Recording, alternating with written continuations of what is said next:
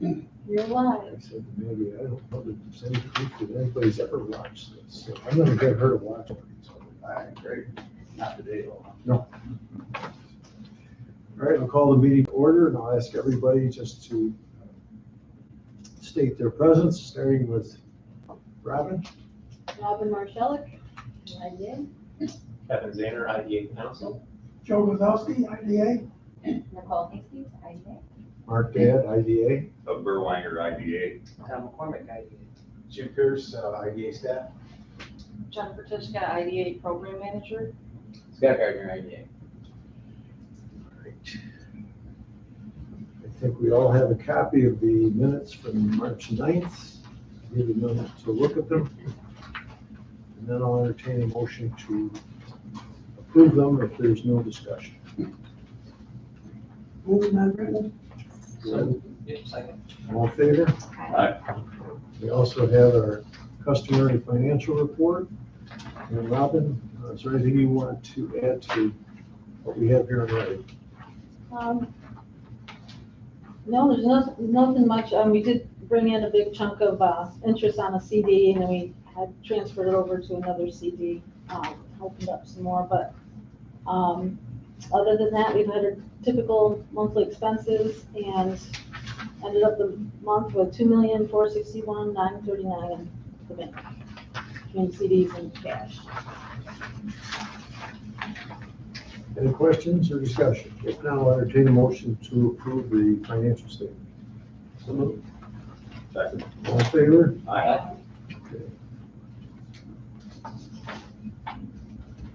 And Jim, could you give us a report on 3A? Sure. In your packet, there is a piece put together for Sunrise Courts LLC. As the board may recall, they had provided a presentation about their project at the previous meeting. Because the project was going to be close to the $100,000 range in terms of incentives, we thought we'd play it on the safe side and do the public hearing. So the project is still going as planned, the total capital investment of $552,700. The mortgage recording tax exemption is estimated to be $3,718. The property or the sales tax exemption is estimated at $18,308, and then the property taxes over the course of the pilot, $72,207. So estimated $94,000 in incentives. We did have a public hearing in the town of Warsaw at the town hall on April 5th. It was myself, Robin, and Scott, and we did have one attendee, a gentleman from Warsaw who resides actually at the Connect 55 housing complex down here in Warsaw, and the same guy that sold Becky Ryan her house, he claims. He spoke very highly of the project and pledged his support for the project as well. So essentially, that was the only comment other than that were made by staff about the project. So there was no opposition to the IDA incentives that were being proposed.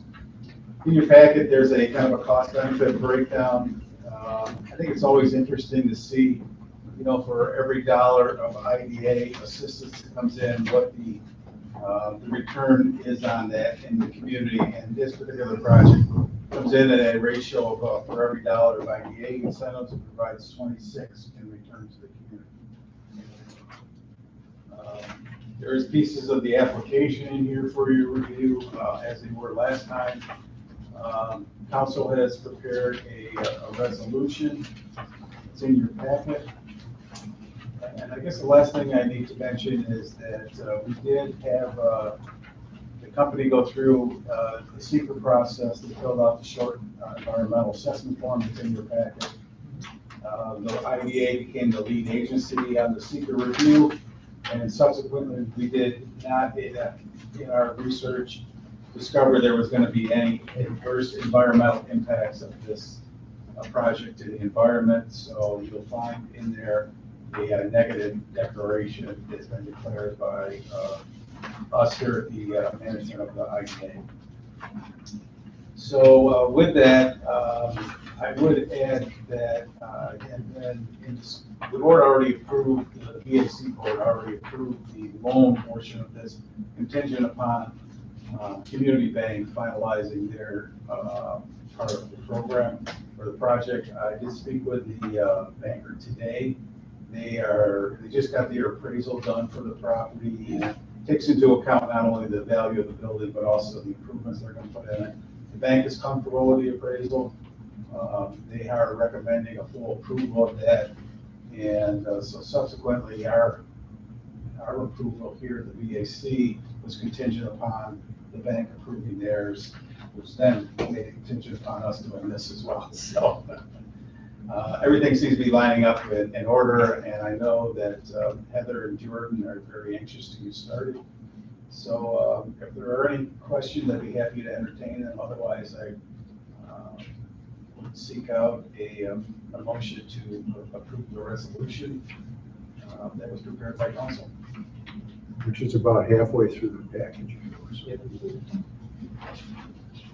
I just had an inquiry. You mentioned that there was going to be some development of the old bowling alley up there. And do you remember what they said about what they were going to do as far as putting a new court in up there themselves? They are going to put in what they call a demo court or a demonstration court up there that will be playable. So I can get you a special invitation if you want to come up and try it out. Embarrass myself. So yeah, that's part of the plan. It not only showcases the product that they make, but it's also a useful court. They're interested in having people from that side out. Are there any questions? We had quite a session last month when they did their presentation. Any discussion? If not, I'll entertain a motion to approve the resolution as set forth by council, which is about halfway through our packet. With the attachment 7 pages in length. I would like to make that motion. Second? Second. All in favor? Becky, before you came in, we did have a public hearing. We had one gentleman that came in, Mr. Miller, who sold you your house. Yes, it did. Well, yeah, it did. His name was Frank Miller Jr., but he was he had his veteran's hat on and everything, so he was really happy to see the project come and take place. And the bowling alley was going to get saved. Yeah, it's good. He's a good guy. Used to be the UPS man. Oh, that's Or he wants his house back. He didn't say he wanted that. I'm sorry I missed him. All right. 3B, I think it's self-explanatory. Is there anything anybody wants to say about 3B, the $5,000 annual contract with the Chamber of Commerce? I'll make the motion. Second. All in favor? Aye. I would just add that in regards to that item, that there's going to be some additional marketing work that for them. It subsequently came out of this plan that Josiah Brown presented to the board. So I think we're getting pretty good value. So we've been meeting on a regular basis to talk about the steps for implementing that plan. And do you have a report? I do. Just quickly, spent a little time in Attica. I met with a couple different businesses. One is a wood business that's selling their operation. So I sat down with the seller of the business to identify what sort of financial resources could be available for a buyer, which he has, to retain that business in Attica. So that looks promising that it's going to stay there. And then there's a small machine shop in Attica that was referred in my direction by the chairman, and I called on him as well, and we're trying to work with him to try to find a building that will allow him to continue to stay in the Attica area and grow. So that was a visit that I made to Attica since the last board meeting. Had another meeting with a housing developer over in Arcade, who are interested in taking that former Hummingbird yo-yo factory and converting it into apartments. One guy's a local housing developer, and now he is joined forces with a housing developer that just relocated up here from Texas, where he did a lot of housing down in Texas. So they're partnering together. They're both looking seriously at the Hummingbird yo-yo factory.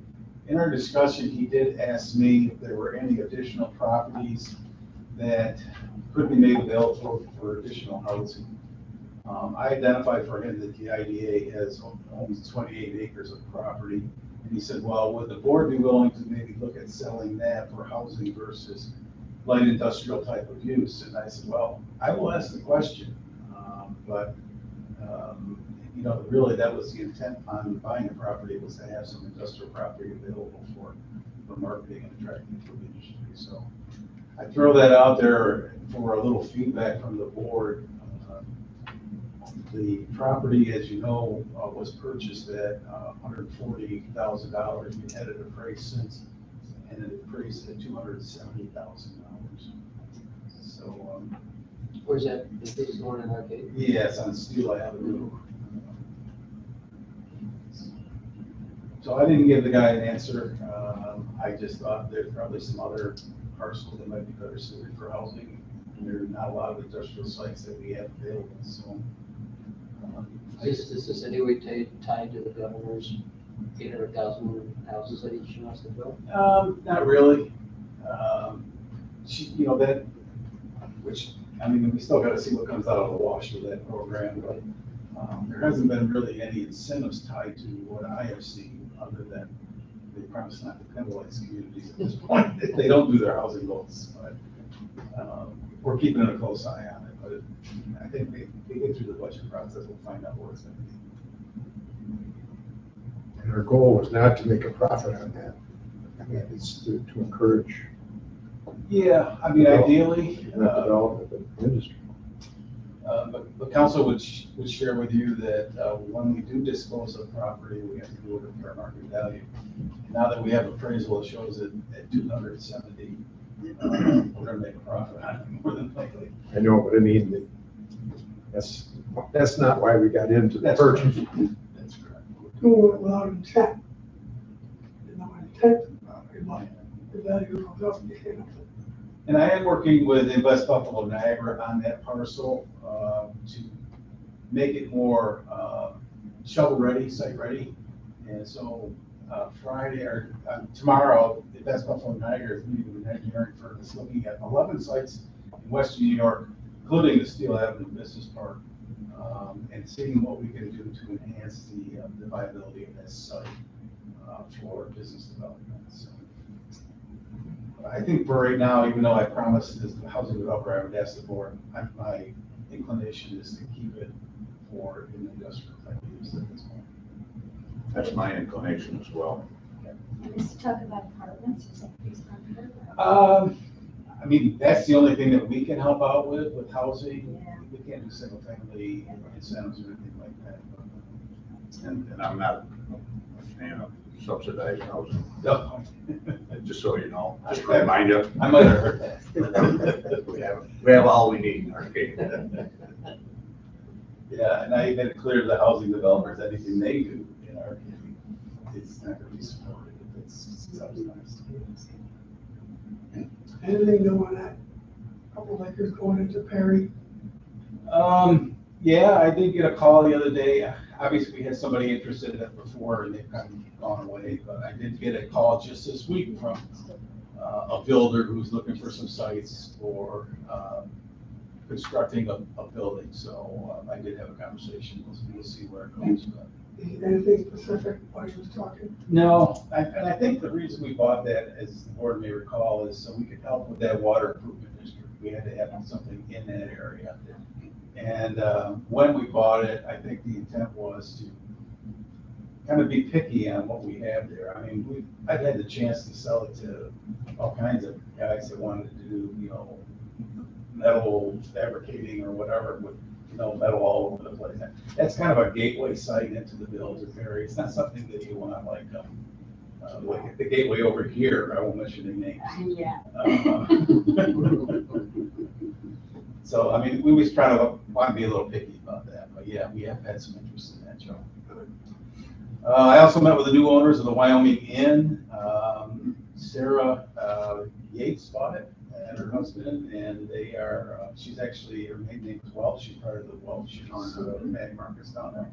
Young couple, just got married last year. He actually graduated from Oxford and took a run at Congress when they were living in Arizona. Oxford in England? Yeah. Yeah, Dan Moore was talking about them. Yeah, they're very, very excited. sharp. Yeah. So they might be looking for some financing through one of our organizations.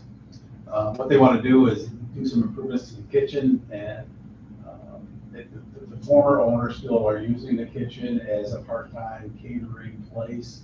They'd like to make some improvements and make that available to other people that might want to do catering, prepare catering food, and/or a commissary for maybe food trucks that need some sort of place where they can prep all their stuff. So I think they're going to do really well there. And now, right now, they're doing. She does flower arrangements for weddings and all this other sort of stuff that she did in Arizona. She's really busy with that already, so she looks like it's going to be very promising to have some young progressive owners in there. So that's Brock's farm property? No, No? no relation to Brock or Pam. Jim, what about the old Cannonball pub down there? That's the one I was, Yeah. that was Brock's, Roof yeah. not fall in here, but that's not already. Yeah, well, there's a Ever new, hear anything about it, or? just from, there's a new mayor in the village, Wyoming, and we are setting up a meeting, myself and Scott, and the county planner, to sit with them and talk about how they can do some very positive things down there. It's a great little village. Yeah. So we're hoping that they get the right people in there now, we can make some positive change. Are there actually rooms across the way in the old inn? Yeah, in the Wyoming Inn, yeah, they still have 4 or 5 rooms. I took a tour of the place when I was there. They are gonna probably market some of those rooms as kind of B&B, Airbnb types of space. But they want to be also a venue for, we have a lot of wedding venues here now, and this would be a place where a whole wedding party could come in and stay, get ready, and those sorts of things. She's also, renting out the space for, for doing yoga classes and teaching things there. So she's just going to try to be as diverse as they can.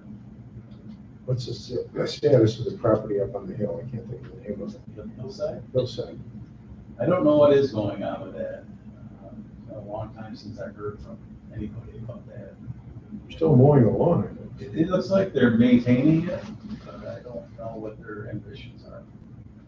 Just curious. Scott, you got anything on that? No, it's the privately owned, the residence. Yeah. Very large residence. Yeah. Yeah, And I hit that round, roundhouse. yeah. I did receive a lead from a IDA board member about a large dairy processor that is interested in possibly locating a processing facility in New York State because of the milk supply here and the market, obviously, being very close to large markets in the northeast, including New York City. One of the things I found out is the project is much larger in terms of what it needs for infrastructure than I had anticipated. So just the water alone, the largest municipality we have with excess water is probably the village of Arcade. This company would use as much water in one day as the whole village does. Well, Jim, we had that conversation with Upstate Niagara when they were building the new Yeah, we tried to culture get that. products plant out. They were having problems with zoning. Yeah. They wanted to build it in Cheektowaga, and they ended up at West Seneca, almost to the Elma line. And that was the hang up in Arcade, is water and sewer. Yeah. So, but we did learn some interesting things about what their infrastructure needs are, but they're just. It's way too big, yeah, that's too bad. That, I was with Shelley Stein last night, and that she's on the board. Genesee County. Same problem. In fact, they're stopped with projects, they don't have any water to spare. The good news is, I did hear that they are interested and might have possibly a site in Europe. Yeah, but I don't know any more than, you know more than I do. I just, that it would be 100 loads a day, and we are way oversupplied in the state of New York. They would have to be near one of the Great Lakes in order to, You can go up north, you can go to the North Country. really, they got that kind of, well, the Adirondacks. You go north, up in Tiffany, Philo, in that area, or, Malone is one now. But we've got it all down here, it's good numbers. Yeah, don't have to be trucked one way or the other. Well, they want to be closer to the market, to the finished goods product there. It's a fantastic product, and hopefully it lands here in New York. They have a chance in Pennsylvania, they just don't have the pump supply. What are the two new Gilbert plants, and I use new in past tense? Are they in business in Batavia? What are they doing with them, do you know? No, Mueller's was the one that was, Didn't DFA buy one of them? DFA bought the facility that Mueller put all the equipment in, and then they sold that to Hood, and Hood's making their products out of that facility. There. Yeah. What about the other one? They never really got off the ground. It's much smaller too, it's much smaller. That was the Alpino. Alpina. I still think they're making yogurt there, but it's not Alpino anymore. Yeah, they both kind of, Mueller was backed by Pepsi, and Pepsi pulled the plug on them, and then DFA did bought the facilities. But we got the milk, the milk is still going in there. I also make non-dairy products, so it's qualified, but it's a manufacturing house. so there was last weekend, there was a open house of ribbon cutting at Silver Lake Marine. They put up a new addition. We were not involved with it, but the chamber was very active in helping market and promote it, putting it together. So Scott and I went over, and my primary reason was that they had a number of vendors set up there around the lake. And it just amazed me that our involvement with all these small businesses that were there at that event. So if you'll indulge me, they either got a micro grant from the BAC, or they're fast track graduate, or they got a loan from us. So it included Silver Lockin, Paddle, Sailed, Smile was a micro enterprise grant. She was there. Emily City Outdoors, she's a fast track graduate. The Silver Lake Brewery, one of our projects for financing. Lock Life was a retail business where we provided them a loan through the micro enterprise program, or through the business center.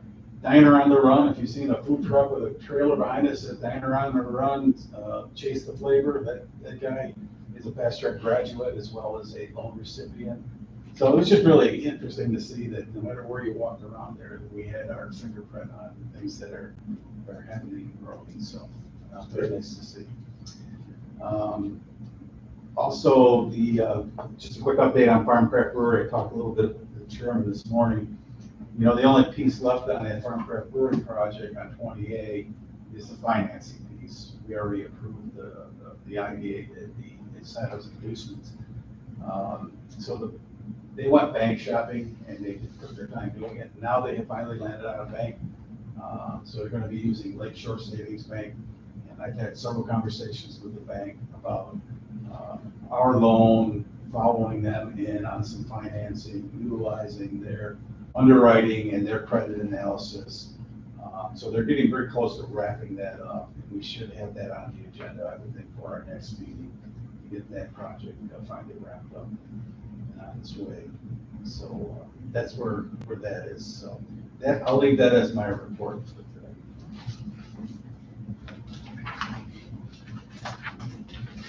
Silver Lake Marine, is this still the same operators? I think they're the same owners, but I wonder if they're still operating. Yeah, it was owned originally by Jim and Jane Bellamy. Yes. Their son is now exclusively the owner. I had a discussion about who's actually running it these days. Yeah, they do a really nice job. The Diner on the Run guy was over there. He had a line of customers, probably 20 customers deep when we were there. There was a lot of people there. It was a really nice event. Showcased a lot of them. So is Jim still involved? That's basically what I'm going. He was there. He looked good. The son's been running it for the last couple of years. Pardon? The son's been running it for Yeah, the I last few knew years. that he was here, but I just wondered, I was doing it the day before. Jim and I used to be pals. I've seen him a long time. So. I did talk with him a little bit over there, and he says his health is good.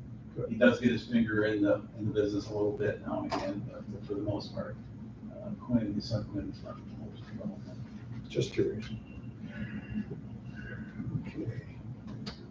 Our next item is to review the Business Center annual report. And Yeah, I thought Mr. Chairman, the board might be interested.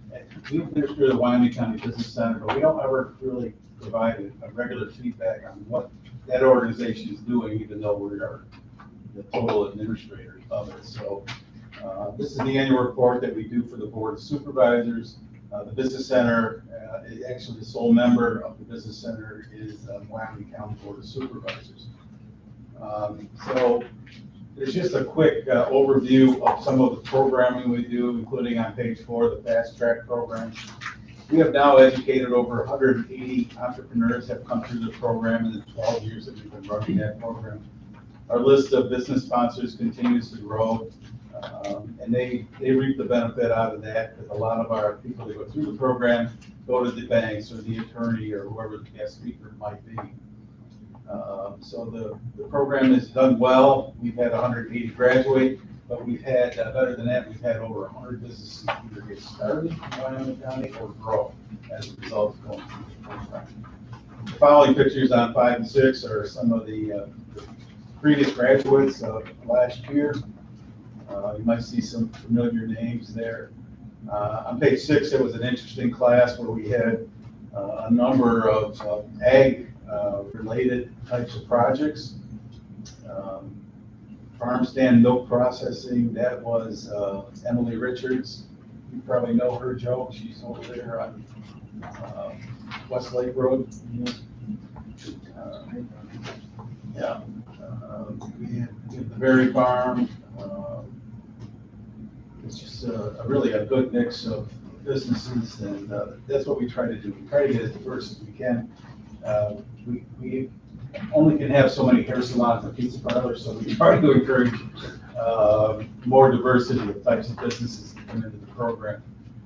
On page 7 is, on the top is, we provide one free scholarship to a high school senior. Last year was Tyler Day. I don't know if you know Dave. Oh, yeah. That's his son, Tyler. Wants to start a grain storage business. So he got a nice scholarship out of the program, and he's already been talking to me about possibly some financing for his first initiative. So under program news, we felt it was important for us to do a little marketing of our programs, utilizing some videos. So if the board will bear with us, I'd like to show a quick video of, shows one of the people that went through our Fast Track program and subsequently what she has done with this. So the first one, the only one we're going to show you is Amanda.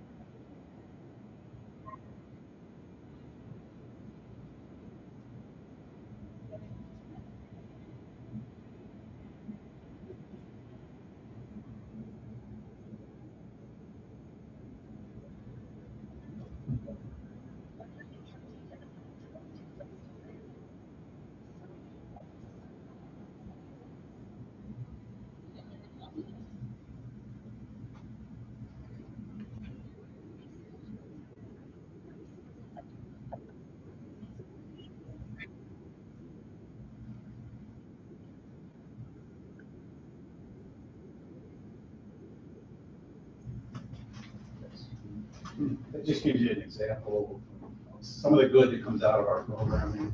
Like she said, she's a microenterprise grant recipient as well. So, Even what's in the green bin?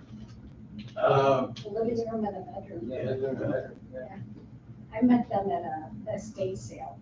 That's where she gets all of her, Mhm. she's got good taste. yeah, She does a good you see the job. way she decorates.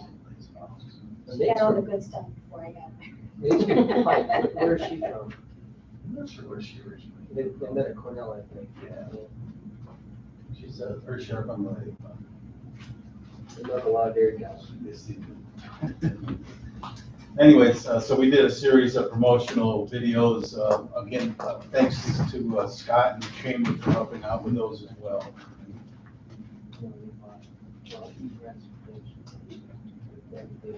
One of the things that we did this year was we got recognized by the Low Workforce Development Board as being an outstanding training provider.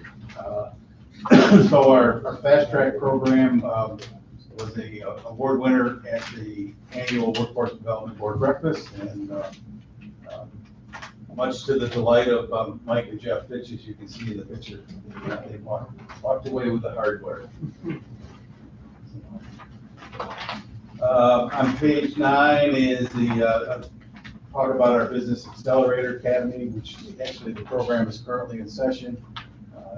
They have businesses that come into the program and they're either struggling with something, or they want to diversify, or they're trying to get that next level of business growth. This is a 4-week session, 1 night a week, where they identify the problem and then they try to work on some proposed solutions to get them to the next level of business growth. So it's been a very successful program.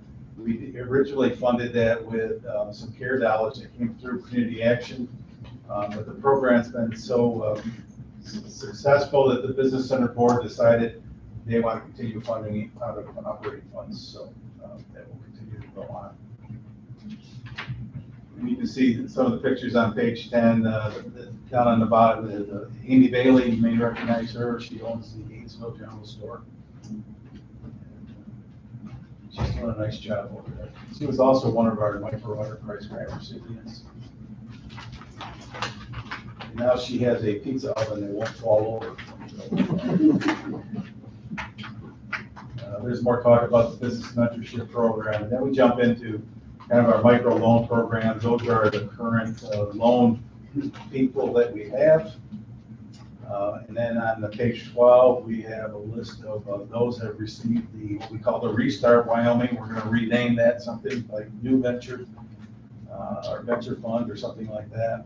But we started during the pandemic when people didn't have money to buy inventory to reopen after COVID restrictions were lifted. The board wants to keep the small loan program and low interest rate going, so we're going to rename it and keep running that. The Business Center also does our business attraction marketing, and the board approved that contract with the Chamber today. So we're excited to continue that relationship with the Chamber. I mentioned about working with Invest Buffalo Niagara. That's a little paragraph on the bottom, page 13, is the discussion about that. Actually, myself and Kevin both sit on the board of directors of Invest Buffalo Niagara. And so it's a good working relationship that we have. So one of the other issues the Business Center deals with is our workforce development. We talked before Lenny came in about the Blow With Your Hands event. There's an article on page 14 where we had 1,000 high school kids come in to the fairgrounds of Genesee County, and there were 65 vendors set up there. It was a record year for student turnouts. And the vendors all set up these areas where they display these interactive things related to their business. These are all high-skilled types of job openings that are in the region. The kids get to play on the equipment, as you can see by the photo, and interact with the businesses directly. So it's a good partnership between the businesses and our young people, trying to keep our workforce coming out of the high school and staying here.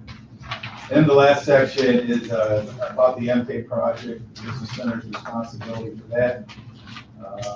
We have just a couple weeks ago finally got the signed agreement with the EPA, so we can now start drawing those funds down once we have some expenses And just this week, Robin and I put out a request for qualifications to hire a consultant that will be administering this grant on our behalf.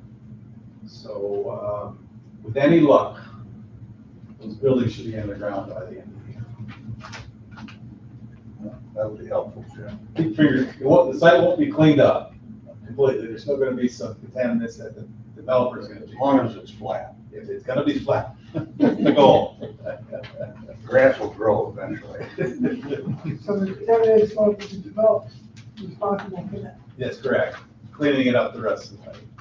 So that's quite a project.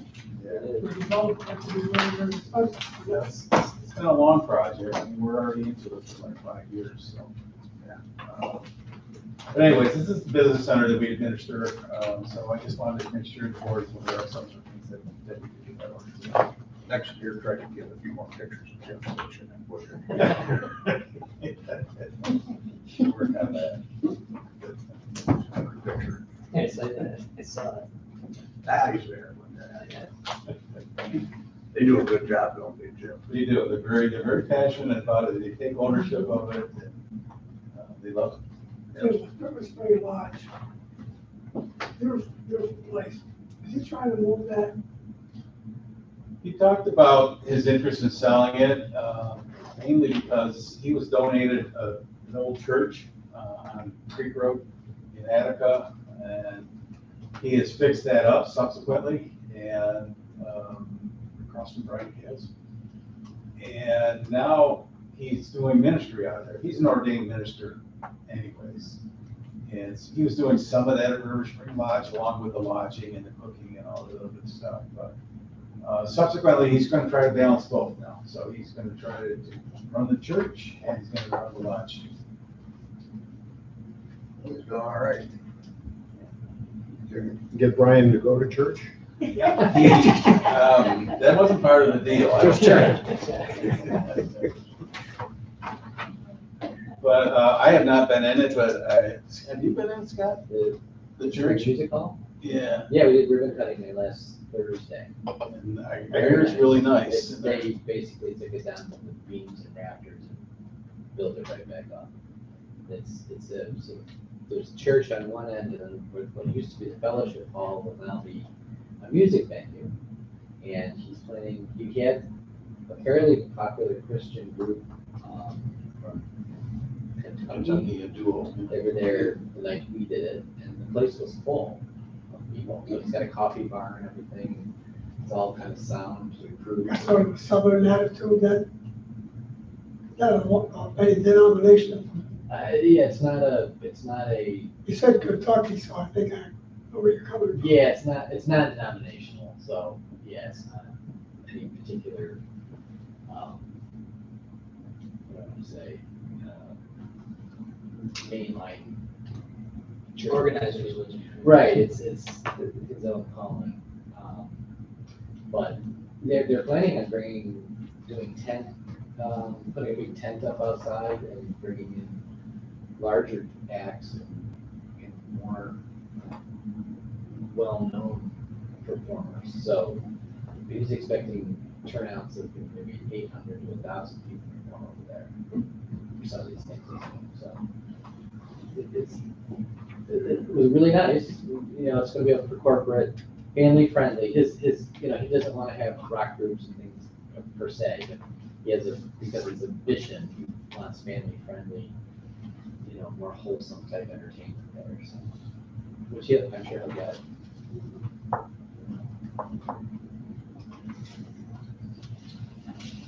Is there any other business before the board? If not, I'll entertain a motion to adjourn. The next meeting will be May 11th at 2:30. So moved. All in favor? Let us turn to the EAC